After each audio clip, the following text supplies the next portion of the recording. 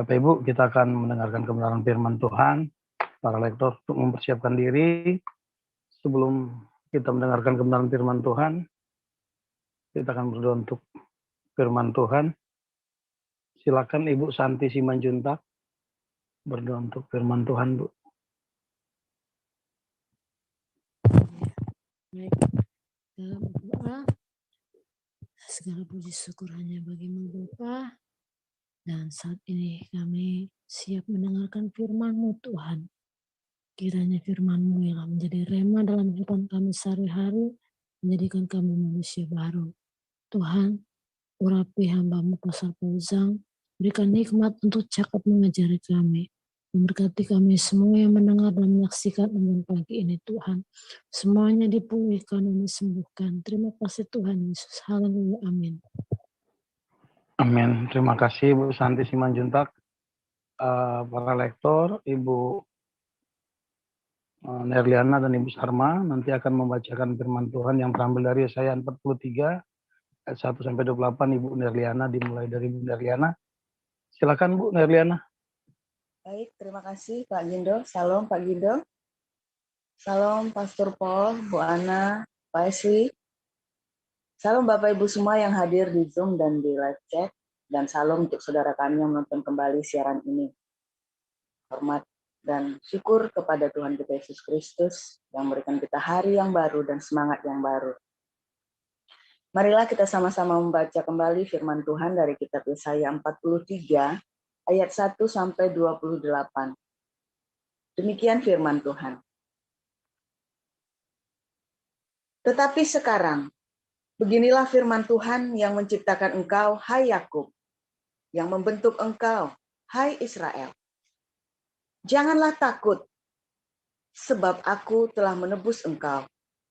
Aku telah memanggil engkau dengan namamu. Engkau ini kepunyaanku. Apabila engkau menyeberang melalui air, aku akan menyertai engkau. Atau melalui sungai-sungai, engkau tidak akan dihanyutkan. Apabila engkau berjalan melalui api, engkau tidak akan dihanguskan, dan nyala api tidak akan membakar engkau. Sebab akulah Tuhan Allahmu yang Maha Kudus, Allah Israel, Juru Selamatmu. Aku menebus engkau dengan Mesir, dan memberikan Ethiopia dan Sheba sebagai gantimu. Oleh karena engkau berharga di mataku dan mulia, dan aku ini mengasihi engkau, maka aku memberikan manusia sebagai gantimu, dan bangsa-bangsa sebagai ganti nyawamu. Janganlah takut, sebab aku ini menyertai engkau. Aku akan mendatangkan anak cucumu dari timur, dan aku akan menghimpun engkau dari barat. Aku akan berkata kepada utara, berikanlah, dan kepada selatan, janganlah tahan-tahan. Bawalah anak-anakku laki-laki dari jauh, dan anak-anakku perempuan dari ujung-ujung bumi. Semua orang yang disebutkan dengan namaku, yang kuciptakan untuk kemuliaanku, yang kubentuk, dan yang juga kujadikan. Biarlah orang membawa tampi, biarlah orang yang membawa tampil bangsa yang buta, sekalipun ada matanya, yang tuli, sekalipun ada telinganya. Biarlah berhimpun bersama-sama segala bangsa-bangsa, dan biarlah berkumpul suku-suku bangsa.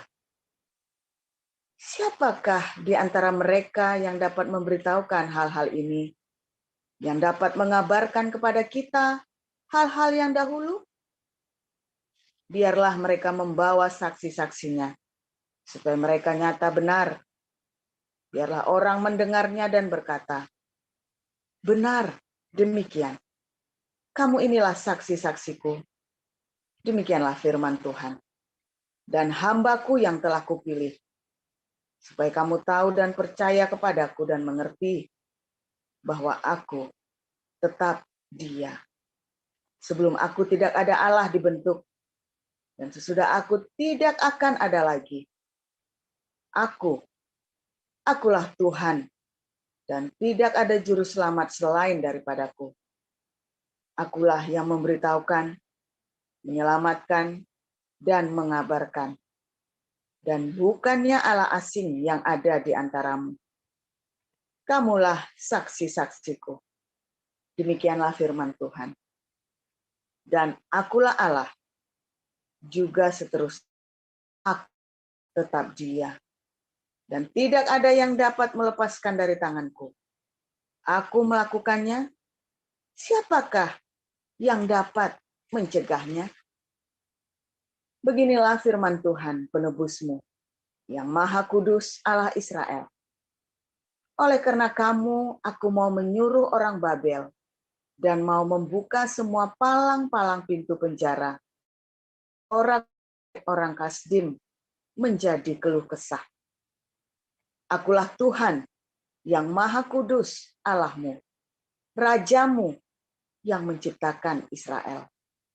Beginilah firman Tuhan, yang telah membuat jalan melalui laut dan melalui air yang hebat, yang telah menyuruh kereta dan kuda keluar untuk berperang, juga tentara dan orang gagah. Mereka terbaring, tidak dapat bangkit, sudah mati, sudah padam sebagai sumbu. Firman-Nya, janganlah ingat-ingat hal-hal yang dahulu, dan janganlah perhatikan hal-hal yang dari zaman purbakala. Lihat, aku hendak membuat sesuatu yang baru, yang sekarang sudah tumbuh. Belumkah kamu mengetahui? Ya, aku hendak membuat jalan di padang gurun, dan sungai-sungai di padang belantara. Binatang hutan akan memuliakan aku, serigala dan burung hunta, sebab aku telah membuat air memancar di padang gurun dan sungai-sungai di padang belantara untuk memberi minum umat pilihanku, umat yang telah kubentuk bagiku, kemasyuranku. Sungguh, engkau tidak memanggil aku, hai Yakub, dan engkau tidak bersusah-susah karena aku, hai Israel. Engkau tidak membawa domba korban bakaranmu bagiku, dan tidak memuliakan aku dengan korban sembelihanmu. Aku tidak memberati engkau dengan menuntut korban sajian, atau menyusahi engkau dengan menuntut kemenyan. Engkau tidak membeli tebu wangi bagiku dengan uang, atau mengenyangkan aku dengan lemak korban sembelihanmu. Tetapi engkau memberati aku dengan dosamu. Engkau menyusahi aku dengan kesalahanmu. Akulah Dia yang menghapus dosa pemberontakanmu.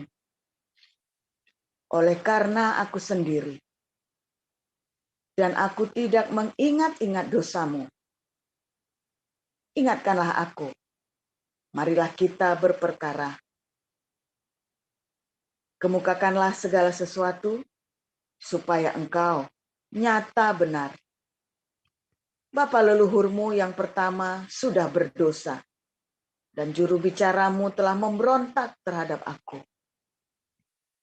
Jadi aku terpaksa menajiskan pemimpin-pemimpin tempat kudus, dan terpaksa menyerahkan Yakub untuk ditumpas, dan Israel untuk dinista. Demikian pembacaan firman. Terima kasih Bu Nerliana. Silakan Ibu Sarma dilanjutkan Roma 3 ayat 1 sampai 31, Bu.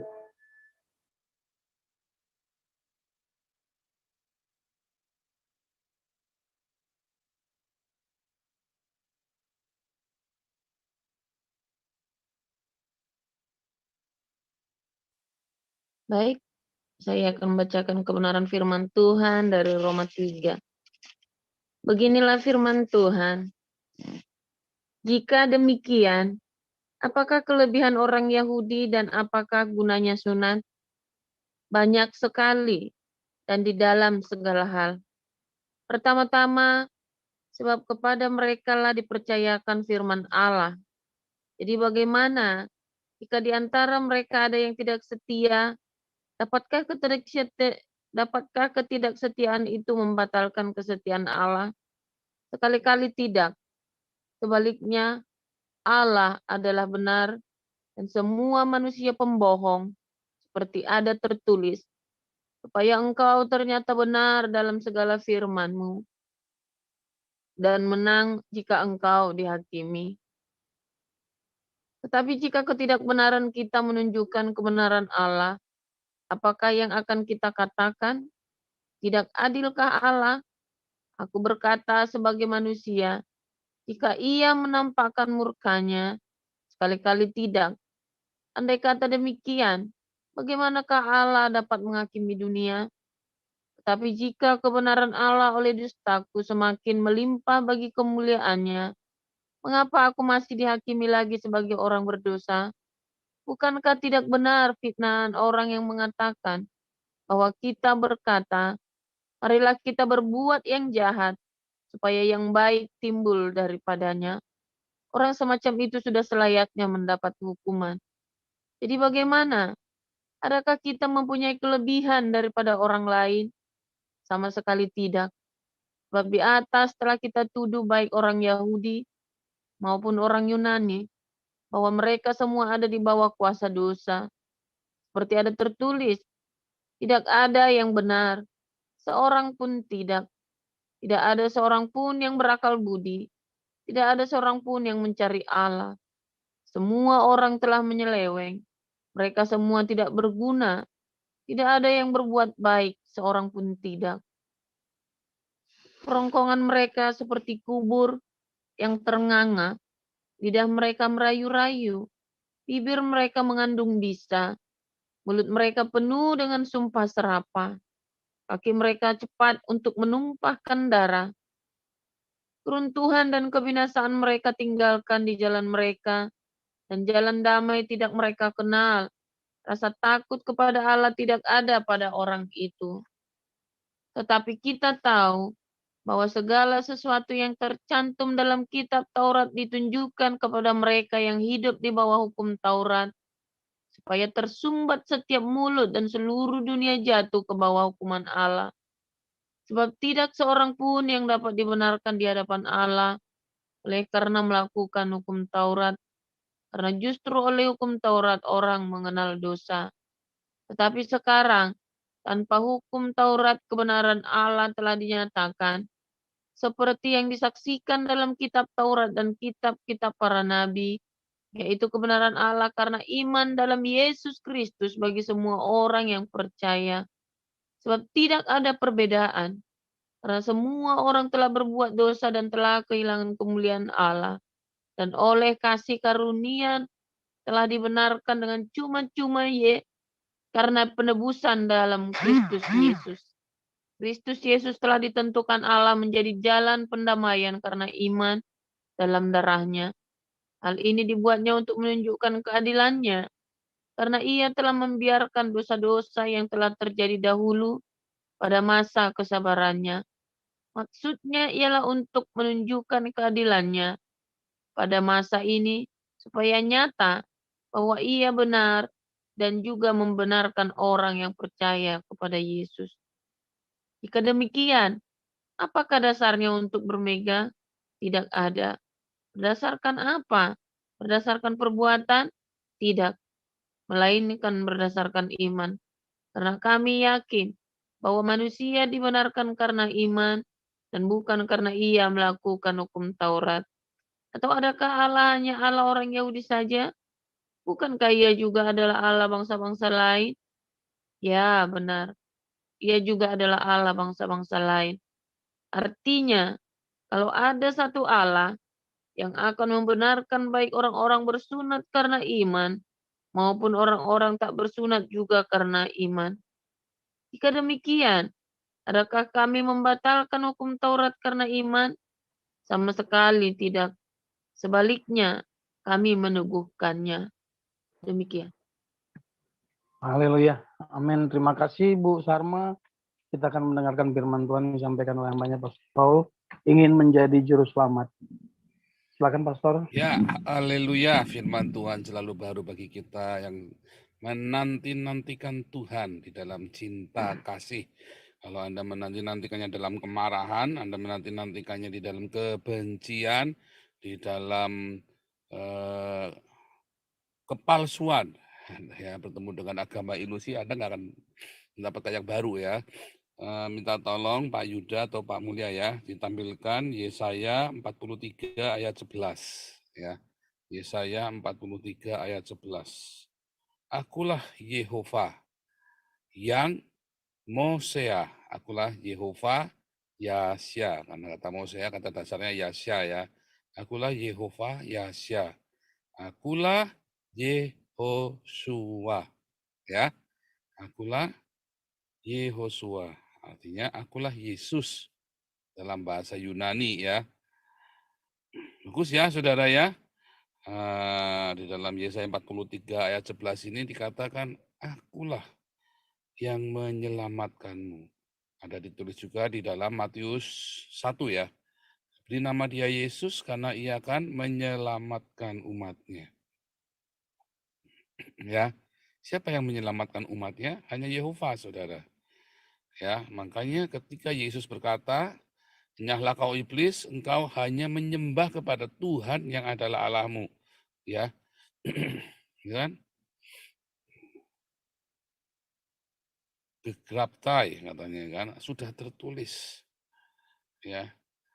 Hipage satana, enyahlah iblis, nah, katanya kan, enyahlah kau setan. Begraptai.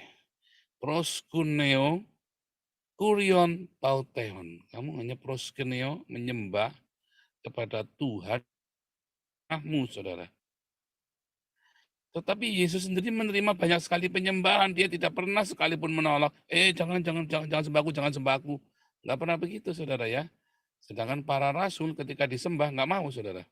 Bahkan Paulus dan Barnabas dia mengoyakkan bajunya. Jangan sembah kami. Kami ini manusia biasa. Jangan sembah kami. Karena Paulus dan Barnabas dianggap Zeus dan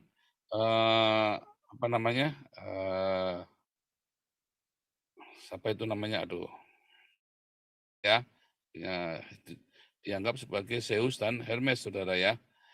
Nah, sementara sama ya, Petrus juga mau disembah sama Cornelius. Petrus nggak mau, jangan sembah saya. Nggak mau, saudara ya. Para rasul itu nggak ada yang mau disembah. Yohanes mau menyembah malaikat Tuhan di Patmos. Malaikatnya bilang, jangan sembah. Ya, sembahlah Allah.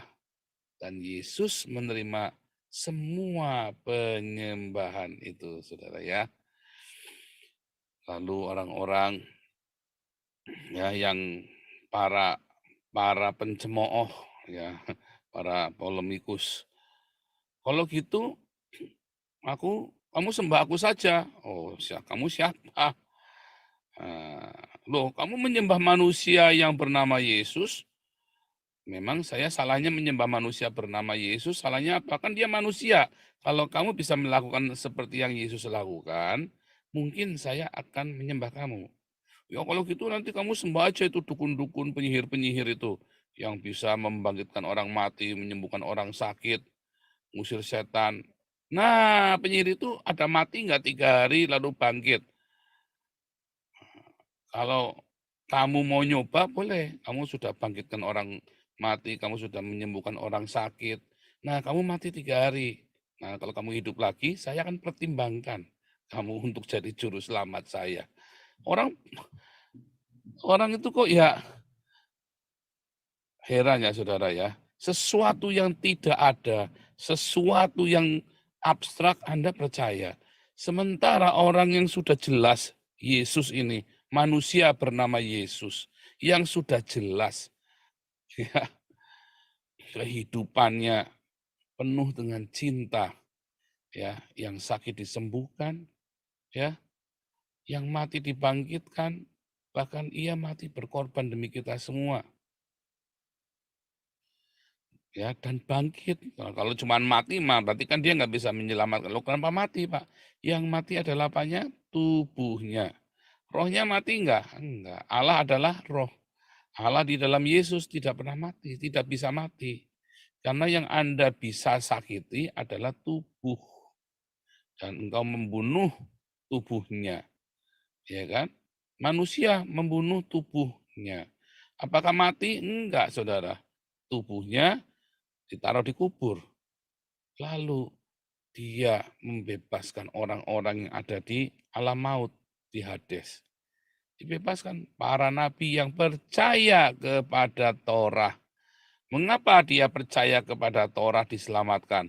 Artinya dia percaya bahwa juru selamat itu kan datang karena semua hukum Torah sebenarnya sedang menubuatkan kedatangan Tuhan Yesus.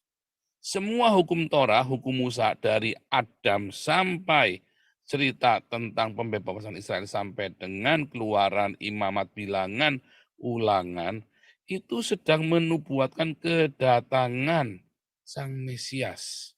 Setiap ritual di dalam hukum Torah, ya, itu sedang menubuatkan kedatangan Sang Mesias, yaitu Yesus Kristus. Makanya Tuhan Yesus menggenapkan nubuatan itu, saudara. Ya, Yesus menggenapi nubuatan itu. Yesus datang untuk menggenapi nubuatan dari Torah itu. Torah dan kitab para nabi menubuatkan Mesias, ya, Yehova Yahya akan menyelamatkan umatnya. Dan Yesuslah Yehova Yahya yang menggenapi itu, saudara. Lalu orang-orang Farisi dan orang ahli Taurat, dia cari kelemahannya Yesus. Ya, sebab Mesias dia harus melakukan dengan sempurna seluruh ketetapan hukum Torah dan kitab para nabi. Bukan Talmud, bukan ajaran manusia, tapi hukum Torah dan kitab para nabi, saudara. Dan Yesus datang karena apa? Tadi di dalam Roma 3, kenapa Yesus berkata, aku datang hanya bagi orang Israel? Karena hanya kepada orang Israel itulah, kepada orang Yahudi itulah dipercayakan Torah. Ya, dipercayakan Torah turun-temurun. Torah tidak diberikan kepada orang Babel, Torah tidak diberikan kepada orang Arab, Torah tidak diberikan kepada orang Cina, kepada orang Yunani, tidak kepada orang Eropa. Torah diberikan kepada orang Israel, dijaga oleh orang Yahudi ini, saudara. Sampai dengan di zaman Yesus itu. Makanya Yesus bilang, aku datang untuk menggenapi Taurat dan kitab para nabi. Aku tidak datang untuk menggenapi tradisimu itu yang sudah kamu keluar dari apa yang tertulis di dalam Taurat dan kitab para nabi. Ya, Torahnya ada, ya, kitab para nabi ada, tapi yang kamu lakukan enggak ada, yang enggak seperti yang ditulis di dalam kitab Torah dan para nabi. Aku datang untuk menggenapi yang tertulis itu, kata Yesus. Bukan ajaranmu. Tetapi hari ini gereja-gereja ya melakukan apa yang tidak tertulis di dalam kitab suci. Mereka punya dogmanya sendiri. Lalu kalau Anda hidup tidak sesuai dengan dogmanya, Anda akan dianggap sekte bidat sesat, saudara.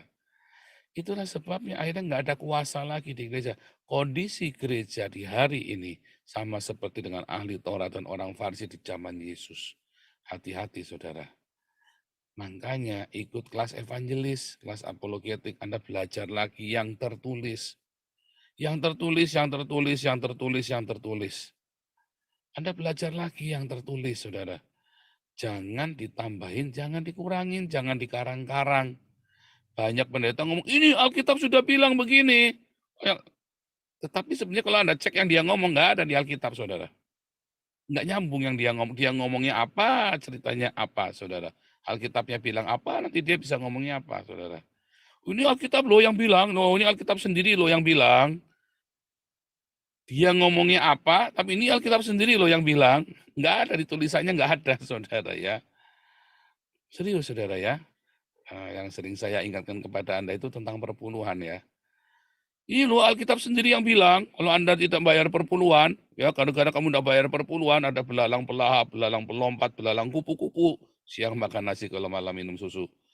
Tetapi dia lupa bahwa Yesus sudah membatalkan hukum Torah dan kitab para nabi. Lukas 16 ayat 16, Efesus 2 ayat 15. Dengan matinya Yesus sebagai manusia, ia telah membatalkan hukum Torah dan segala ketentuan di dalamnya. Lupa kalau gitu, nggak usah bayar perpuluhan. Iya, tapi Yesus bilang apa? 100%. Oh, nggak 10%, saudara, 100%. Jualah hartamu, bagikan kepada orang miskin. Itu tertulis, saudara ya, Matius 19, ya, jualah hartamu, bagikan kepada orang miskin. Dan Yesus selalu bilang apa? Maka maka orang ini menjual segala miliknya. Janda ini telah memberikan segala miliknya, seluruh hartanya. Ya kan? Lalu apalagi saudara katakan, kalau kamu tidak berdiakonia, berbagi kepada orang miskin, kamu masuk neraka. Ayatnya jelas tertulis. Itu jelas tertulis dalam perjanjian baru. Dan itu perkataan Yesus sendiri, saudara. Kamu salah, kamu masuk perpuluhan dulu, baru kasih ke orang tua, kata pendeta. Ini kata firman Tuhan loh, kata firman Tuhan. Tunjuknya Maliaki 3 ayat 10. Yesus sudah membatalkan. Dengan matinya Yesus, Maliaki udah dibatalin, saudara. Nah, saudara, perhatikan orang tuamu dulu, kata Tuhan Yesus kan. Markus berapa itu kemarin? Perhatikan orang tuamu dulu. Rawat dulu orang tuamu. Baru kamu boleh kasih ke gereja. Ini mah sekarang dibalik-balik, saudara. Kamu kasih gereja dulu, nanti orang tuamu yang rawat Tuhan. Kata siapa? Kata Pak Pendeta. Pak Pendeta bilang itu dari firman Tuhan. Kamu lihat sendiri nggak ayatnya? Ternyata Yesus ngomongnya kebalikannya, saudara. Jangan sampai kamu ngomong, apa yang uang yang harus dipakai buat merawat kamu sudah aku berikan kepada rumah Tuhan. Oh, mampus dah. Nah, karena orang-orang tidak sesuai dengan yang tertulis lagi, maka dia kehilangan figur tentang Yesus. Jemaat Yesus, dia pikir Yesus pakai Ferrari, dia pikir Yesus itu pakai Porsche, saudara. Yesus pakai sandal jepit jalan-jalan sepanjang Yerusalem. Hidupnya sangat bersahaja, tetapi dia tidak miskin, saudara. Dia tidak miskin, tapi hidupnya bersahaja. Sederhana. Ya, sebab Yesus sendiri mengajarkan, saudara ya, di mana hartamu berada, di situ hatimu ada. Makanya Yesus tidak mengajarkan kepada kita kemewahan seperti Salomo. Dia ajari kita lihat bunga bakung di padang. Anda lihat bunga bakung di ladang, ya. Salomo dalam segala kemegahannya tidak berpakaian seindah bunga bakung itu yang hari ini ada besok dibuang. Ya kan, itu kan tertulis, saudara. Tetapi hari ini kita semua berlomba-lomba untuk hidup mewah, bergaya dengan yang paling trendy, yang paling mahal. Ya, saudara kan? Sehingga figur juru selamat yang Anda mengerti hari ini, yang Anda lihat hari ini, figur juru selamat itu hilang dari gereja. Yang Anda pikir yang namanya juru selamat kalau Anda pakai Alphard. Oh, haleluya, juru selamat. Kalau pendetanya pakai mobil mewah, oh ini mantap nih Pak Pendeta, juru selamatku. Datang ke gereja minta duit. Ternyata Pak Pendeta galak. Berdoa supaya kamu seperti saya, perpuluhan supaya kamu seperti saya hidupnya. Lalu Anda mulai nabur-nabur terus kasih ke gereja, gerejanya tambah kaya, pendetanya gonta-ganti mobil, Anda gonta-ganti rumah bukan karena rumahnya baru, karena diusir dari kontrakan, nggak bisa bayar. Pusing, saudara, dan itu terjadi. Figur juru selamat. Hari ini Anda yang dengar, ya siapapun Anda yang dengar siaran ini, live maupun nanti diulang. Seperti apa sih figur juru selamatmu? Ya, semua ingin dianggap sebagai juru selamat. Para pendeta, kemudian beralih fungsi menjadi juru selamat. Dia menjadi fokus. Harusnya lagunya bagus. Wah, mereka menyanyi, Jesus is the center of my joy. Jesus is the center. Beri kemuliaan bagi saya. Ya kan? Kalau enggak tepuk tangan, mana tepuk tangannya? Nggak asik, saudara. Nggak rame, saudara. Iya nggak, saudara kan diajarin begitu di gereja kan? Siapa yang Anda tepuk tangani, Mongol stres, saudara. Siapa yang Anda tepuk tangani, Gilbert, saudara. Serius, saudara ya. Apakah Anda bertepuk tangan kepada Yesus? Sungguhkah Anda bertepuk tangan untuk Yesus? Nah, apa alasan Anda bertepuk tangan? Beri kemuliaan untuk Tuhan. Apa alasanmu, saudara? Karena khotbahnya Gilbert? Karena Mongol stres yang lucu? Nah, apa, saudara? Atau karena berita keselamatan itu, sang juru selamat itu. Pendeta-pendeta menjadi figur juru selamat. Ya, yaitu kalau Anda berpakaian mewah. Kalau Anda punya mobil mewah. Kalau Anda di Instagram, Facebook, Twitter, TikTok, ya, di YouTube, wah, saya lagi di Norway, saya lagi di Niagara, wah, saya lagi di Alaska, saya lagi di bulan, saya lagi di Mars, pendeta-pendeta. Saya sedang membangkitkan orang Amerika yang tertidur. Wah, nggak taunya dia yang lagi tidur di Amerika, saudara. Saya, hamba-hamba Tuhan Indonesia, kalau datang ke Eropa, saya akan membangkitkan Eropa yang tidur. Nggak taunya mereka, saudara, diajak penginjilan, turun ke jalan, ke kamp pengungsi, nggak mau. Kenapa? Karena keluar duit. Maunya dia terima duit. Kurang ajar nih pendeta-pendeta Indonesia kalau datang ke Eropa. Makanya saya udah nggak mau lagi yang nganter-nganter ya, kapok ya, saudara ya. Karena akhirnya pendeta-pendeta ini cari duit, saudara. Dan mereka kalau diamah dikit, mereka marah, saudara ya. Kalau pelayanannya kurang baik sedikit. Mereka pikir jadi pendeta di Eropa enak, saudara. Pendeta di Eropa saja sedang survive, saudara ya. Karena gaji pendeta di Eropa, pendeta Indonesia maksudnya ya, tidak sebesar gaji pendeta Eropa yang digaji oleh gereja Eropa. Kalau pendeta Eropa di gereja Eropa itu gajinya antara 3.000 sampai 5.000, saudara. Tapi kalau pendeta Indonesia 3.000 itu sekitar 50 juta rupiah Indonesia ya. Digaji 3.000 sampai 5.000. Kalau 5.000 berarti potong 10%, berarti net dia cuma terima 4.000. Ya itu tetap sekitar 60 juta, 70 juta, saudara. Nah, pendeta Indonesia yang di Eropa, aduh, hidupnya dari perpuluhan, saudara. Kalau jemaatnya cuma 30, wah, jangan nggak cukup, saudara, bayar sewa tempatnya pun nggak cukup, saudara. Maka mereka fight, dan orang-orang dari Indonesia berpikir gereja-gereja ini banyak duitnya, lalu Anda mau peres lagi jemaatnya, saudara. Kan kurang ajar ini pendeta-pendeta Indonesia yang datang ke Eropa ini, saudara. Makanya saya selalu bilang sama Tuhan Yesus, ya, Tuhan, jangan biarkan aku meminta-minta. Serius, saudara ya. Supaya jemaat melihat sebuah figur Yesus yang tidak meminta-minta. Bukan saya mau menjadi juru selamat, enggak boleh. Saya tidak mau jemaat fokus kepada saya, Tuhan. Saya tidak mau jadi juru selamat. Biar mereka datang sama Tuhan Yesus, Engkau yang menjadi juru selamat mereka.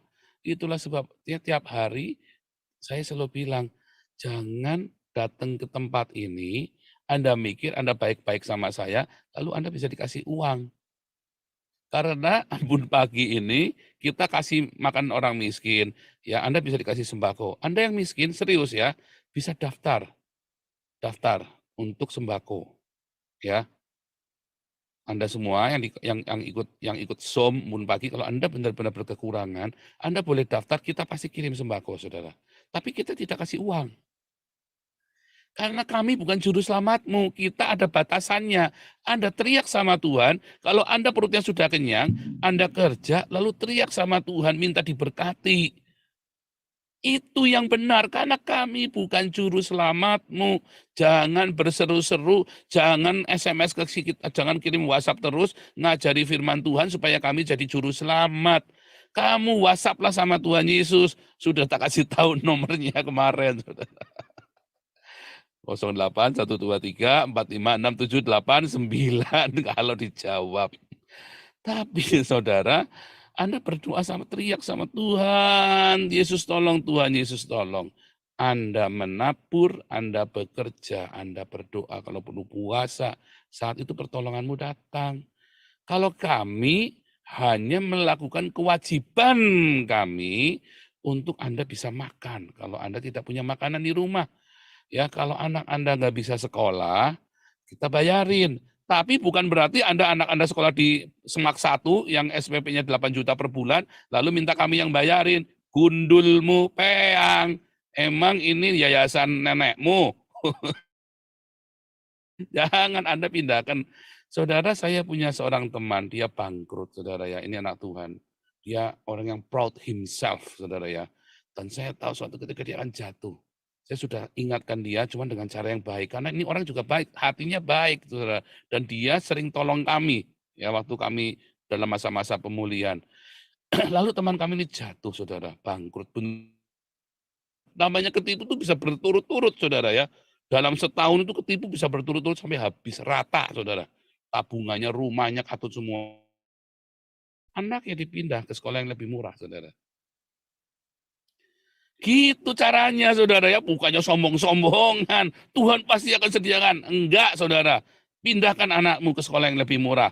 Bukan masalah Anda nggak punya iman. Salah, saudara. Tapi supaya kamu jangan meminta-minta dan jangan menambah godaan imanmu, saudara. Orang itu jangan dicari-cari masalah. Pindahkan anakmu ke sekolah negeri atau sekolah swasta yang baik tapi murah banyak. Memang tidak bergengsi. Ya, oh di Jakarta banyak, di Surabaya banyak. Ya, makanya kita juga pengen bikin sekolah. Kita pengen punya panti asuhan yang ada sekolahnya, saudara. Ya, kita pengen punya panti asuhan sekolah. Berdoa. Yayasan ini tadi, Ambon Pagi ini nanti mau bikin. Ya, kita pengen, tapi itu baru kepengen ya. Jangan nanti yang mana panti asuhannya. Si ceker babi sama kapal olengan suka nanyain. Saya baru ngucap aja langsung dipegang, langsung ditagih terus tiap hari. Kita pengen, saudara ya, kita kepengen. Kalau Anda menabur banyak, Anda menabur terus, saudara, maka yayasan ini bisa bikin, saudara, sekolah gratis, ya. Sekolahnya guru-gurunya yang baik-baik, ya, yang minimum lulusan dari Satya Wacana, ya, minimum ya, jangan lulusan dari universitas, gak jelas, minimum dari Undip, saudara ya. Ya, minimum dari universitas yang kelas yang bukan yang statusnya terdengar sayup-sayup. Artinya apa? Punya standarifikasi, saudara ya. Kayak Anissa ini kan bisa diajak ngajar di sekolahnya kita nanti. Anissa ini guru, saudara ya. Kita sudah punya orang-orang banyak, saudara ya. Nah, kita cuma, ayo kita. Yang penting kamu sudah bagaimana caranya nih kita supaya bisa punya sekolah yang nggak bayar, tapi guru-gurunya standar Satya Wacana semua, saudara. Ya, standar Undip Satya Wacana. Ya, gimana caranya? Ya, dari Anda untuk karena saya bukan juru selamat. Kita berdoa sama Tuhan Yesus dan Anda yang menabur. Itu yang benar, saudara. Sehingga tidak ada orang bergantung sama yayasan. Karena Anda semua yang ada di situ. Dan kita tidak bisa memberikan di luar kemampuan kita. Karena kami bukan juru selamat. Kita ada SOP-nya. Siapa yang berhak menerima bantuan itu. Dari bantuan makanan, bantuan kesehatan, bantuan sekolah, ya saudara. Saya selalu mengingatkan, saudara kita serius ya. Kemarin kita kasih 126 pasang sepatu ya, Natalan ya. Habis 45 juta sekian ya. Artinya apa, saudara? Artinya dari Anda untuk Anda. Andalah yang berbagi. Karena ada Tuhan Yesus yang menggerakkan hatimu. Dengarkan itu, saudara. Tetapi Anda semua yang sedang butuh pertolongan, jangan berharap kepada kami. Berharaplah pada Tuhan Yesus. Karena kami terbatas. Saudara-saudara, teladanilah Yesus ya yang hidup bersahaja dan teladanilah para rasul yang miskin ya, tetapi mereka memperkaya banyak orang. Kami pun di sini sama. Kita hidup sederhana, sesederhana yang layak tentu ya. Jangan sederhana terus makannya tahu tempe ndak karu-karuan. Terus di Belanda makan tempe mahal ya. Kalau di Belanda tahu tempe malah mahal, sudah lebih murah daging babi daripada tahu tempe. Sombong kali ya saudara ya. Tahu tempe di sini mahal. Ya, sederhana bukan berarti Anda pelit, kayak Renji Prab, bukan saudara ya. Tapi sederhana janganlah. Anda tahu lah namanya barang mewah, ya kan. Handphone itu kan nggak usah pakai berlian kan saudara ya. Dan Anda kalau gajinya cuma 4 juta jangan ngotot beli iPhone 13. iPhone berapa sekarang ya? Saya nggak hafal tuh. Anda kalau gajinya cuma 10 juta ya jangan ngotot minta beli Alphard saudara. Jangan ya. Apalagi kalau Anda hamba Tuhan, janganlah pakai mobil mewah ya. Ya gonta-ganti mobil baru, ya, mobil mewah semua, jemaatnya diperes atasannya ini buat pelayan kemuliaan nama Tuhan. Tuhan gundulmu peang saudara. Akhirnya jemaat memfigurkan, dia berpikir yang namanya juru selamat seperti pendeta-pendeta hedonisme ini, saudara. Dan jemaat-jemaat ini akan menuntut dirinya seperti itu. Anda pikir itu baik? Enggak, saudara.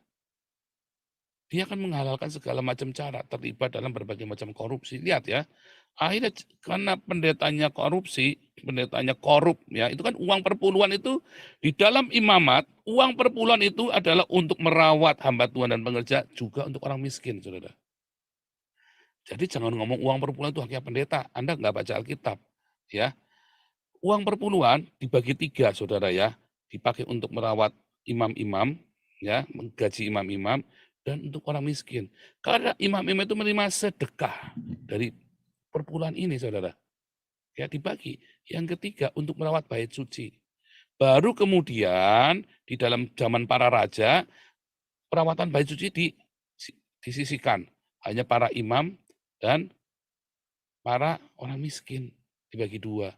Nah, kalau di gerejamu perpuluhan harusnya dibagi 2, saudara. Kalau mau benar-benar pakai Maleakhi 3 ayat 10, dia harus pakai imamat dan ulangan ya. Harus dibagi 2 untuk orang miskin. 5 perpuluhan 100 juta gereja, boro-boro Pak 100 juta Pak. Ya, kan banyak terima 10 juta lah ngomonglah. Ya 5 juta buat orang miskin, saudara. Serius, saudara ya. Karena Tuhan Yesus kemudian memperbarui itu, bahkan perpuluhan udah nggak perlu. Ya ada yang diakonia. Karena sudah nggak ada bait sucinya, Tuhan Yesus tahun nanti, tahun 70 bait suci runtuh. Sudah nggak ada imam-imam yang kerja di bait suci, saudara. Lalu para rasul dari mana? Dari sedekah, saudara. Mereka kumpulkan, para rasul mendapat bagian, orang miskin mendapat bagian. Ya makanya Paulus jadi tukang tenda, dia bisnis sendiri, dia kerja. Ya, saya mengajar, saya menghidupi kebutuhan sendiri sambil saya bekerja. Ya, bagaimana dengan yang full time? Kita bayar. Digaji, tetapi bukan memperkaya. Semua koyak itu dimakan sendiri dengan rakus ya saudara. Bahkan kalau itu surplus harus dibagikan. Itulah figur juru selamat. Akhirnya salah semua. Dan orang berlomba-lomba jadi juru selamat itu. Bagaimana saya bisa menolong orang kalau saya miskin? Katanya pendeta-pendeta kan alasannya begitu kan. Nah itulah karena kamu mau jadi juru selamat. Siapa bilang kamu harus kaya untuk menolong orang? Apakah Joseph Paulus yang kaya? Enggak saudara. Kita kan kumpulin duit. Apakah saya kaya raya supaya saya bisa menolong orang-orang di Indonesia dan di seluruh dunia? Enggak, saudara. Joseph Paulus yang ini tidak kaya. Joseph Paulus yang ini ya bekas pencari swaka, saudara, swaka politik. Hidupnya dari tanggungan negara. Gimana saya mau kasih makan Indonesia? Kumpulin 10 miliar. Saya miskin, tetapi memperkaya banyak orang. Karena saya selalu berkata, teladanilah saya hidup bersahaja. Kalau kamu surplus, berarti surplusmu itu punya orang miskin. Kamu bagi. Dan itu dilakukan, diresponi oleh jemaat Tuhan. Kan jemaat Tuhan kemudian melakukannya. Makanya kita bisa kumpulin 10 miliar, saudara. Ya, sekarang udah 11 miliar malah ya. Dan naik, tiap bulan kita dapat 500 juta. Anda hitung aja nanti sampai kapan. Akhir tahun depan ya kita Anda hitung sendiri ya, saudara ya. Kita sudah 15 miliar, berarti sudah 17 miliar. Ya kan? Itulah cara Tuhan bekerja. Melalui tangan-tanganmu, saudara. Karena itulah perintah Tuhan. Ya kan? Kita miskin tapi kita bisa memperkaya banyak orang. Ya. Itulah figur juru selamat. Bukan kita juru selamat. Tapi Yesuslah juru selamat. Jesus is the center of our life. Dialah fokus, bukan saya, bukan Bu Vivin, bukan Bu Mantu. Telepon Bu Mantu minta duit, disemprot sama Bu Mantu tahu rasa loh. Telepon Bu Vivin masih sabar aja, diem, cuma diblokir aja nomormu saudara paling. Tapi Bu Vivin nggak berani blokir nomor ya, kalau saya mah berani saudara, ya cuek aja, blokir, ada minta-minta terus tak blok saudara. Jangan minta-minta sama kami bukan juru selamatmu saudara. Yesus juru selamatmu. Bahkan minta berkat pun sama Tuhan. Tapi jangan sekali-kali minta Toyota Alphard atau Ferrari sama Tuhan Yesus. Selentik kamu nanti saudara. Kerja kalau mau beli Alphard, kalau mau beli Ferrari. Ya, kalau Anda minta doa sama saya, nanti tak doain Tuhan kasih berkat yang banyak. Kalau dia tidak berdiakonia, semoga bangkrut. Jangan malah beli Alphard. Minta doain berkatnya tapi sambil enggak ya, bercanda saudara ya, enggak boleh doa yang jelek-jelek saudara ya. Gitu ya saudara ya, Yesus adalah juru selamatmu bukan kami saudara. Ya, dan hanya Yesus yang menyelamatkan, bukan kita. Hanya Yesus juru selamat kita ya. Amin. Silakan Pak Indo.